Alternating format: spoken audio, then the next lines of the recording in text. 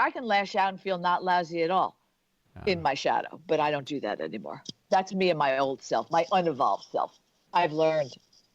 You have a whole system to utilize tools, and you mentioned mindfulness earlier, things that will help to stay in your best self and mitigate the triggers and the time that you spend in your shadow self. What does this system look like? So I guess the entry point is just taking the assessment so you know what your triggers are and you know how you're wired, what you're looking for unconsciously, and then you can start addressing those things.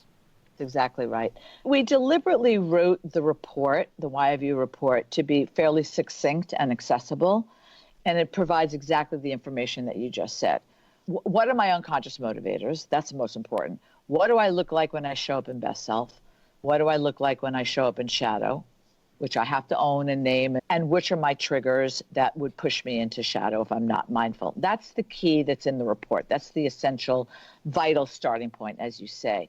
Then what you do with it is the most important thing. And we have many strategies, how to communicate with me to bring out my best self, how I communicate with others based on their print.